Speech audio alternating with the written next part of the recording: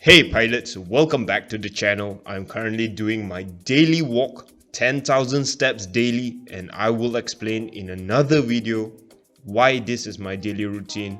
For now, let us talk about the evolution of non-precision approaches. Traditionally, what we had back in those days was a dive and drive approach, which is not an ideal vertical path for the final approach. At final approach fix, the pilot might only be provided with an assigned altitude and distance to the misapproach point. So you can imagine how low your awareness will be. There are a few drawbacks to this. Number one will be the aircraft never stabilizes during the final approach, and the pitch attitude needs to be changed even at low altitudes, and so the thrust and pitch have to be continuously adjusted. Number two, say you reach your MDA point in an almost level flight, your pitch attitude will definitely be higher than your normal 3 degrees approach descent angle. This will affect your visual references of the runway. Number three, if the pilot is visual with the runway beyond the vertical descent point, the pilot might be tempted to continue the final approach visually, which may or may not result in a high descent rate. Number four, workload is increased because a lot more monitoring needs to be done. And so aviation authorities decided to introduce the constant angle non-precision approach, or CDFA concept, to address these problems. A constant angle of descent, for example 3 degrees. So your final approach will be stable. The pitch attitude, the speed, thrust and pitch trim remain constant. Oh man, looks like it's gonna rain again. Monitoring of the flight path will be simple. This will also be a smooth transition from instrument to visual flying because you can maintain a constant perspective of the runway. Pilots can also decide to go around at VDP, vertical descent point, and therefore minimize control flight into terrain or CFIT, landing short or landing long. CDFA concept is made possible thanks to Airbus features like track vert speed, track FPA, final approach or FLS modes. Then after some time, as things improve, performance-based navigation comes into play, or namely RNP approaches, where you get point-to-point coordinates.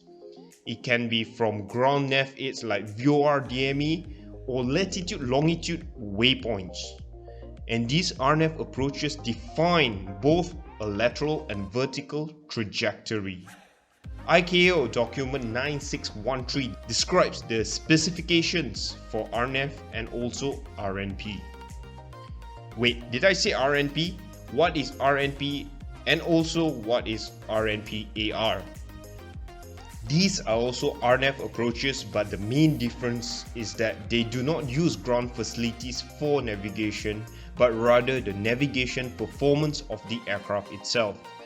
So for example, if the RNP value is RNP 0.3, that means the aircraft is able to fly that nav 8 approach, meeting that required navigation performance in nautical miles.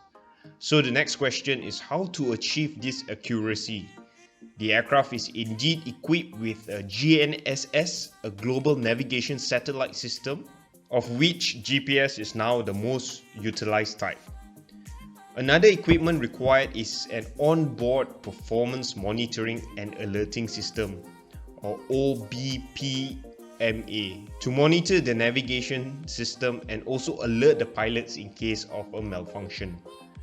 Example will be GPS primary loss on your MCDU, and you have to decide whether your RNP system satisfies the navigation performance required. Somewhere along this video, I will put up examples of RNF GNSS or RNF GPS approaches. You can see straight segments between the FAF and runway. Compare this to the RNP AR approach. An RNP AR approach, AR stands for authorization required, might have curved final segments. So in layman's term, you can call it curve approaches. If you're flying in the United States, RNP AR is normally called as RNP SAR.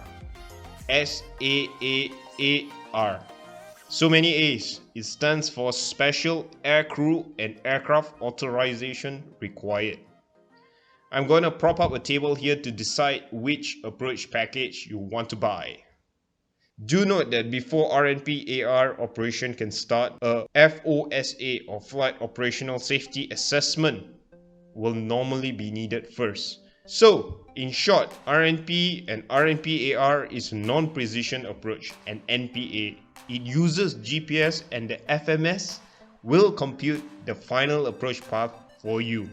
You would have a decision altitude or decision height for RNP AR, and both RNP and RNP AR has similar approach monitoring. Okay, so with story being told, you will ask me, what are the safety benefits? Well, it opens up to more IFR procedures, especially challenging mountainous areas, and also a replacement for most existing circling approaches. Well, all this walking is making me hungry. I'm just gonna grab a bite. Compared to visual and circling approaches, RNP approach is more predictable. It is like going to McDonald's, you always know what you're going to get. So this can increase situational awareness and makes energy management easier. In case of go around, you already have a planned go around profile in your database, which is easier compared to going around in circling approaches.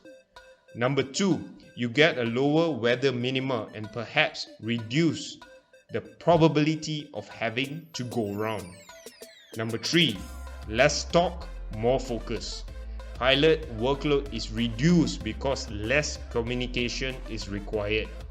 Number 4, after completion of FOSA, a lot of safety aspects are already taken into account, like the TAWS warning, and perhaps in the future able to replace other visual and circling approaches. So, in conclusion, basic non-precision approaches has evolved from a dive and drive method to the constant angle non-precision approach to RNP and RNP AR, where you don't rely on ground facilities for navigation.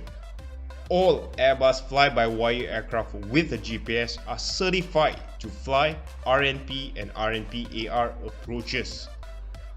And because these NPAs are so precision-like, it helps increase pilots' situational awareness and decision making. Thank you for watching, and I will see you in the next video. Bye bye.